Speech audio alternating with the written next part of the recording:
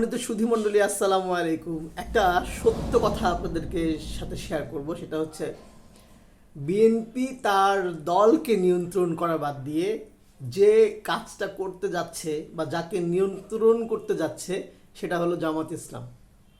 তো জামাত ইসলামকে নিয়ন্ত্রণ করা কি বিএনপির কাজ? এতে ধরেন রাজাকার রাজাকার নিয়ে তারা যে মুখে ফেনা তুলছে, এটা কি তাদের ঠিক হচ্ছে? পতিত স্বৈরাচার আওয়ামী লীগ কী করেছিল? একটা তালিকা করেছিল। সে তালিকায় সব থেকে বেশি রাজাকারের নাম ছিল আওয়ামী লীগে ৮,০০০। তারপরে একটা তালিকায়, ওই তালিকায় তারপরে যে দ্বিতীয় স্থান অধিকার করেছিল ওই তালিকায়, সেটি হচ্ছে বিএনপি।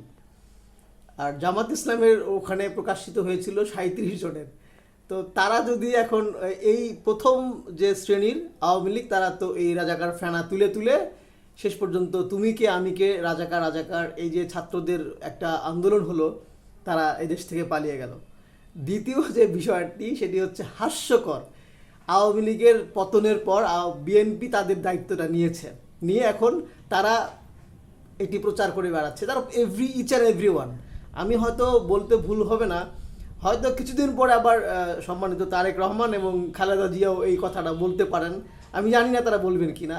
তবে ধারাবাহিকতা যেটি লক্ষ্য করছি যে ফজলুর রহমান নামে একজন ব্যক্তি, মুক্তিযোদ্ধা নাকি তিনি, আমি জানি না তিনি মুক্তিযোদ্ধা কিনা, তো তিনি পর্যন্ত নানানভাবে জামাতকে নিয়ন্ত্রণ করার কথা উঠে পড়ে লেগেছেন।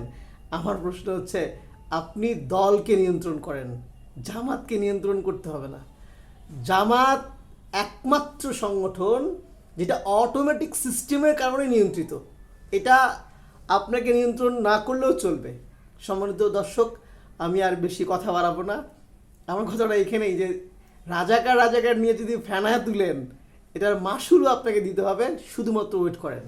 জনগণ এখন এই ধরনের ট্রাম্প কার্ড, এই ধরনের লাল কার্ড, হলুদ কার্ড, এই ধরনের ট্যাগিং কার্ড তারা এখন আর খায় না, তারা পছন্দও করে না।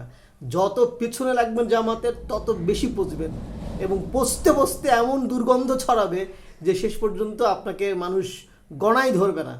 সুতরাং দেশকে রক্ষার জন্য জামাতকে নিয়ন্ত্রণের দরকার নেই, আপনি আপনার দলকে নিয়ন্ত্রণ করেন, দেখবেন অবশ্যই আপনি জনপ্রিয়তা অর্জন করেছেন। ধন্যবাদ সবাইকে।